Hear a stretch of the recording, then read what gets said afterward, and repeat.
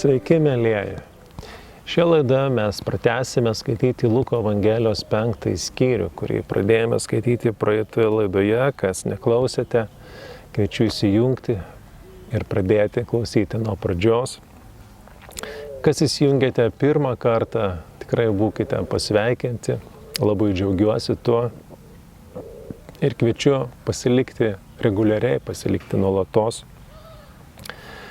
Skaityti Dievo žodį drauge, jį aiškintis, įtyrinėti ir mokytis, įtaikyti savo gyvenime, kad Dievo žodis taptų mūsų gyvenimo atrama, mūsų gyvenimo pamatu. Nes Jėzus pažadėjo, kad kas klauso jo žodžių ir juos vykdo, panašus į išmintingą žmogų, kuris stato namą ant uolos. Nes atėjus griūčiai, atėjus liūtims, atėjus vėjams, sako, tas namas stovi saugiai ir nenugriūna, nepatiria griūties. Ir tai didis pažadas, kurio kiekvienas iš mūsų trokštame, kad mūsų gyvenimas nesudužtų kaip tas stiklinis indas iššukęs, ar tas namas, kuris subyra iki paskutinės plytos ar akmens, bet kuris stovi ištverdamas bet kokius išmėginimus, bet kokias audras, bet kokius išbandymus. Ir būtent, kaip betrodytų keista, būtent ši knyga, būtent Dievo žodis yra pamatas tinkamam gyvenimui. Dėl to ir skaitome, dėl to ir gilinamės, dėl to ir aiškinamės ir mokomės gyventi pagal ją. Kas nesate užsiprenumeravę šio kanalo, kviečiu užsiprenumeruoti, tokiu būdu jūs gausite pranešimą išėjus naujai laidai. Ir galėsite tokiu būdu sekti kiekvieną skaitinį, sekti kiekvieną komentarą Dievo žodžio, nepraleisdami nei vieno. Taigi Luko Evangelijos 5 skyrius nuo 27 eilutės. Skaitykime. Po to išėjęs jis pastebėjo muitininką vardu Levi, sėdintį muitinėje ir jam tarė, sek paskui mane. Tas atsikėlė ir viską palikęs nusekė paskui jį. Skyriaus pradžioje mes matėme, kaip Jėzus pašaukė Petrą, sako, nebijok, nuo šiol žmonės žvejosi. Ir Petras, buvęs žvejų, palieka valtį, palieka tinklus, palieka savo namus, nuseka paskui Jėzų. Ir vėliau Petras sakys, viešpatie, štai mes viską palikome. Kas mums bus už tai. Mes viską palikome. Petras palieka viską. Štai dabar mes matome kitą mokinį, Matą, kuris yra jau nebe žvejys, bet jis yra muitininkas. Jis renka muitą romėnams. Romos imperijos tarnas. Nors Matas buvo žydas ir todėl žydų akise muitininkai buvo negerbiami, buvo laikomi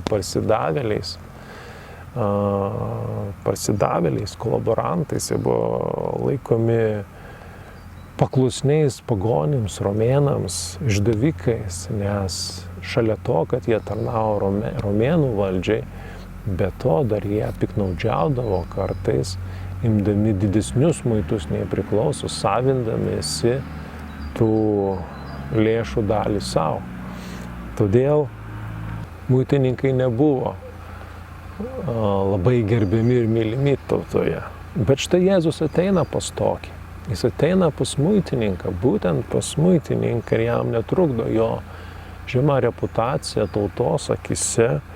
Ir jis jį pašaukė, sakydamas, sek paskui mane. Kaip turėjo nuskambėti šis kvietimas, kas turėjo slypėti šiame sakinyje, sek paskui mane, kad Matas, nė kiek nedvejodamas, viską paliko ir nusekė paskui Jėzų. Koks stiprus turėjo būti tas kvietimas, koks ypatingas turėjo būti tas Jėzaus pakvietimas. Jis turėjo siekti ne tik Mato ausis, bet labai giliai ir jo širdį, kad jis paliko pelningą darbą, kuris jam žadėjo gerą ateitį, bet jis visą tai paliko. Pasakyta, kad tas atsikėlė ir viską palikęs nusekė paskui Jėzų. Taigi mes matome, kad Jėzaus kvietimas, Jėzaus šaukimas be galo giliai paliečia žmogų. Žmogaus akys atsiveria pamatydamos šiame asmenyje Jėzuje Kristuje daugiau už visą kitą. Daugiau už gerovę, daugiau už žemišką, žmogišką saugumą. Daugiau už aprūpinimą, daugiau negu už visą, kas jis yra ir ką jis turi. Sako, visą paliko. Ir mes atsimename tuos Jėzaus palyginimus apie Dievo karalystę, apie tą, kuris ieškojo brangaus perlo, jį rado, sumokėjo už jį visą, ką turėjo ir įsigijo jį, arba tą, kuris atrado lobį žemę, taip pat visą pardavė ir už tus pinigus nusipirko tą žemės sklypą, kuriame buvo lobis. Žodžiu, mes matome, kad Jėzus palygina save su tuo, kuris yra vertas visų mūsų gyvenimo. Dievo karalystė, pats Jėzus Kristus. Ir jis yra vertas viso. Ir mes matome, kaip Petras, kaip Matas, jie viską palieka, ką jie turi. Kažkas pasakys, bet jie turėjo tiek nedaug galima palikti, tas nedaug jiems buvo viskas. Tau galbūt ar man, tas viskas yra kažkiek daugiau, bet jokio skirtumo. Jėzus yra ir už tai vertingesnis, Jėzus yra ir už tai brangiau. Ir mes matome, kad nei vienas iš jų nenusivils, nei vienas iš jų nesigailės, padarė tokį apsisprendimą. Kartą Jėzus pasakys savo mokiniams, gal ir jūs norite palikti mane, tuomet, kai daugelis jo mokinių traukėsi nuo jo. Bet tuomet Petras jam atsakė, viešpatie, kur mes eisime, tu turi amžino gyvenimo žodžius. Tu turi amžino gyvenimo žodžius. Reiškia, mes matome štai, kur buvo ta trauka, jie įžvelgė, jie sekė Jėzumi, jie sekė jo žodžiais, jie sekė jo pažadu paveldėti, patirti amžinai gyvenimą. Amžinai gyvenimą. Amžinasis gyvenimas buvo jų tikslas, jų siekinys, kuris be jokios abejonės pranoksta šį gyvenimą su visu tuo, ką mes turime ir kas mes esame. Levis savo namuose iškėlė jam didelį pokylį. Prie stalo susirinko gausus būrys muitininkų ir kitų svečių. Kai mes matome, Matas iškelia Jėzui didelį pokylį. Taigi mes matome, kad tas sekimas Jėzui, nusekimas Jėzus, palikimas viso to, ką jis turėjo. Jam yra šventė nusekti paskui Jėzų. Tai yra jo dėkingumo žestas. Tai yra jo džiaugsmo išraiška. Jis sutiko Jėzų, kuris atsakė jo vidinį poreikį. Jis švenčia. Pats švenčia su Jėzaus mokiniais, bet jis pasikviečia į tą pokylį ir savo buvusius kolegas. Pasakyta, kad prie stalo susirinko gausus būrys muitininkų ir kitų svečių. Taigi mes matome didelę puotą. 30 eilutė rašto žinovai ir fariziejai murmėjo ir prikaišiojo Jėzaus mokiniams. Kodėl jūs valgote ir geriate su muitininkais ir nusidėjėliais? Mes matome, kad tų svečių būry esama rašto žinovų, fariziejų. Ir būdami toj draugiai jaučiasi nejaukiai, jaučiasi susitepę ir priekaištauja Jėzaus mokiniams, kodėl jūs valgote su šitais žmonėmis, kodėl jūs geriate, kodėl jūs sėdite su jais, su nusidėjėliais ir muitininkais. Ir pažvelkime, kągi atsako Jėzus į tai. Jėzus jiems atsakė, nesveikiesiems reikia gydytojo, bet ligoniams. Aš atėjau šaukti neteisiųjų, bet nusidėjėlių atgailai. Taigi mes matome, Jėzus jaučiasi tarp šių žmonių visai gerai. Kodėl? Todėl, kad jis supranta, jog jis atėjo gydyti ligonių, šiuo atveju dvasinių ligonių. Jis ateina gydyti tų, kurie dvasiškai yra mirę, dvasiškai yra sužaloti, jie yra akli. Ir jis ateina juos gydyti. Jis netėjo gerai praleisti laiko, jis atėjo gelbėti, jis atėjo gydyti, jis atėjo vaduoti žmonės, jis atėjo padėti žmonėms. Taigi, toks Jėzaus atsakymas teisuoliams, fariziejams ir rašto žinovams. Taigi Jėzus sako, aš atėjau kviesti, atėjau šaukti ne teisiųjų, bet nusidėjėlių atgailai. Štai mes pamatome, kodėl Jėzus ir jo mokiniai leidžia laiką tarp nusidėjėlių ir muitininkų. Ne todėl, kad jie būtų tos pačios minties su nusidėjėliais ar muitininkais. Tai dėl to, kad jie pritartų jų darbams. Tai dėl to, kad jie patys būtų linkę eiti jų keliais. Bet tam, kad juos gelbėti, juos traukti iš to liūno. Jiems ištiesti pagalbos ranką, kviesti juos atgailai.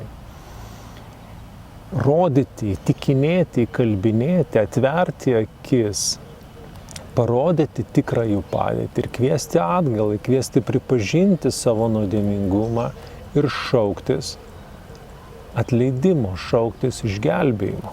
Toks yra Jėzaus motyvas, toks yra Jėzaus tikslas – netoleruoti, bet gelbėti. Tada jie sakė jam, kodėl Jono mokiniai dažnai pasninkauja ir meldžiasi. Taip pat ir fariziejų mokiniai, o tavieji valgo ir geria. Dar vienas rašto žinovų ir fariziejų priekaištas. Mes matome, kad kai mes kalbame apie rašto žinovus ir fariziejus, dažniausiai juos mes matome priekaištaujančius, besipiktinančius, be kaltinančius. Ir tai iš tikrųjų atveria, jų tikrąjį veidą, atveria, kas jie iš tikrųjų yra, nes žmonės, kurie nuolankiai ieško Dievo, jie nesielgs taip. Matosi, kad rašto žinovai fariziejai buvo pilni žmogiško, kūniško teisuoliškumo. Jie rėmėsi savo darbus, į savo gerus jų akimis darbus, į teisius, dievotus darbus. Ir negana to, jie norėjo ir visus kitus pritempti iki to ir sulyginti su savimi. Ir dėl to gimsta visas tas priekaištavimas, nepasitenkinimas, kaltinimas. Bet tai be jokios abejonės nėra dvasingumo išraiška, nėra dvasingumo požymis. Matome, Jėzus buvo pats dvasingiausias žmogus, kada nors gyvenęs žemėje, bet tokių dalykų, tokių reakcijų iš jo mes nesutinkame. Kad jis bandytų kažką pritempti, jis duodavo laisvą pasirinkimą žmonėms, jis kviesdavo. Kaip sakykime, kad ir tuomet, kada daugelis jo mokinių paliko jį, jis nebandė jų sulaikyti, net ir savo 12, sakė, gal ir jūs norite mane palikti, kaip aš jau minėjau tą pavyzdį. Taigi mes matome, kad Jėzus, o ir dvasingumas, tikrasis dvasingumas atrodo kitaip. Jame nėra tiek negatyvumo, jame nėra tiek priekaišto, kaltinimo, kaip kad buvo fariziejus ir rašto žinovas. Ir tai yra vienas iš bruožų, iš ko mes galime atpažinti, kur esama tikro pamaldumo ir dievotumo, o kuris yra tik taip simeteliškas, žmogiškas, grįstas vienokiais ar kitokiais teisuoliškumo darbais. Taigi, jie meta priekaištą Jėzus mokiniams, kodėl šie nepasninkauja. Jėzus jiems atsakė, argi galite versti pasninkauti vestuvininkus, kol su jais yra jaunikis. Taigi mes matome, kad pasninką Jėzus susieja su jaunikio asmeniu. Belieka atsakyti klausimą, kasgi tas jaunikis. Sako, ateis dienos, kai jaunikis bus iš jų atimtas ir tada tomis dienomis jie pasninkaus. be jokios abejonės Jėzus kalba apie save patį, jis yra tas jaunikis. Ir jis yra dabar su mokiniais, jis Dievo sūnus, Jėzus Kristus yra su mokiniais, jis yra tarp jų, todėl nėra laikas liūdėti, nėra laikas gedėti, nėra laikas ieškoti jo veido, jis čia. Yra laikas džiaugtis jaunikiu, yra laikas džiaugtis Jėzumi, leisti laiką prie jo kojų, klausytis jo žodžio, skirti jam dėmesį dabar, o ne kažkur, kažkaip.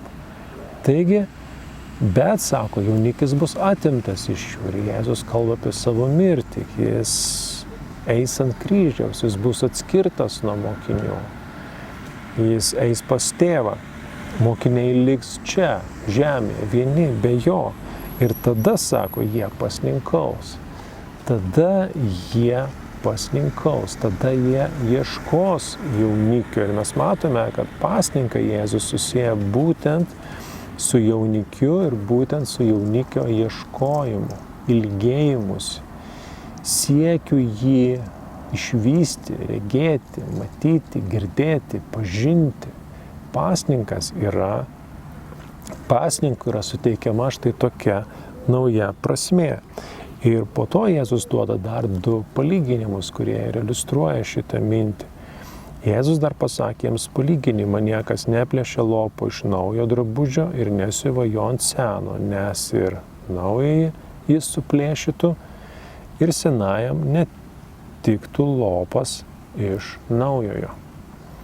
Taip pat niekas nepila jauno vyno į senus vynmaišius. Jaunas vynas suplėšytų vynmaišius, pats ištekėtų ir vynmaišiai niekais nueitų. Jauną vyną reikia pilti į naujus vynmaišius ir tada abieji išsilaiko. Ir niekas gėręs seno vyno nenori jauno. Jis sako, senasis geresnis. Taigi mes matome, kad Jėzus daro tam tikrą perskyrimą arba atskirimą tarp to, kas buvo ir to, kas taps. To, kas vyks nuo dabar, nuo jaunikio pasirodymo. Jis parodo, kad rašto žinovų ir fariziejų pasninkas, jis yra, jo motyvas, jo pagrindas, jo praktika yra, jau atgyvenus.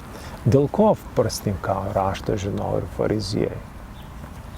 Senasis testamentas, jisai neprisako pasninkauti. Įstatymas prisako pasninkauti tam tikrais keliais atvejais, tam tikrų švenčių, tam tikrų progų metu. Bet taip kaip fariziejai rašto žinovai pasninkauja 2 kartus per savaitę, tokio įstatymo nebūta. Tokį paprotį jie išsigalvojo patys dėl perdėto pamaldumo, dėl perdėto dievotumo, kurį galėtų demonstruoti žmonių akise. Dėl ko žmonių akise galėtų atrodyti teisesniais ir maldingesniais. Bet tai yra senasis drabužis, to niekam nereikia, Dievui to nereikia, tokio išgalvoto ir verčiamo pamaldumo kitiems. Ir kaip tik čia Jėzus išsako naująją pasninko prasmę, naująjį pasninko tikslą, jisai įvardina būtent jaunikis, būtent asmuo.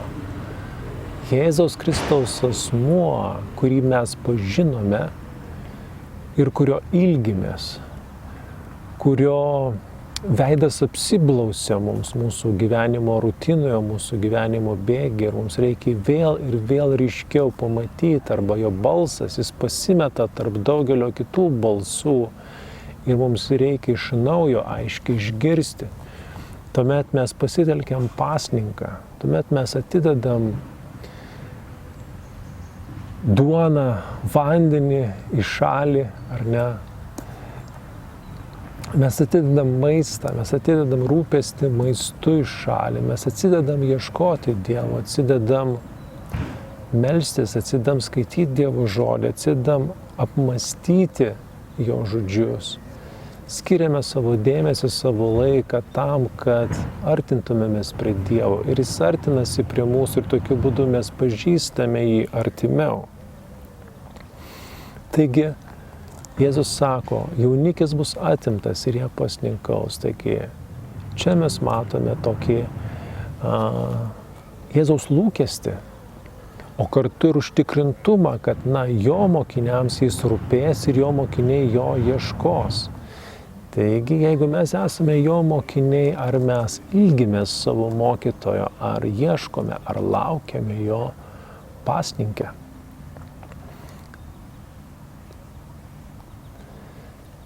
Ir paskutinis sakinys, kurį Jėzus pasako, niekas gėręs seno vyno nenori jauno, jis sako, senasis geresnis.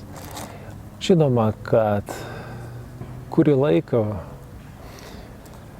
besilaikant kažkokių tradicijų, papročių, yra netaip paprasta persiorientuoti, netaip paprasta imti naujai mąstyti, imti naujai suprasti, laikytis kažko naujo. Visa, kas sena, yra, kaip sakyti, tie marškiniai arčiau savęs, arčiau kūno. Ir mums norisi, mes esame kaip žmonės linkę būti konservatyvus, pasilikti prie senų dalykų. Mes nesame tokie greiti, tokie lankstus, imtis naujų, persiorientuoti, būti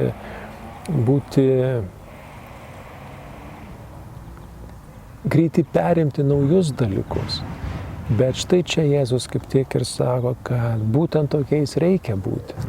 Štai dabar laikas persiorientuoti tiek patiems fariziejams ir rašto žinovams, suprasti, kad tas senas drabužis, jis jau atgyveno. Tie seni vynmaišiai jau surambėjo, jie netinkami, atėjo naujas laikas, atėjo nauja era, atėjo naujasis testamentas.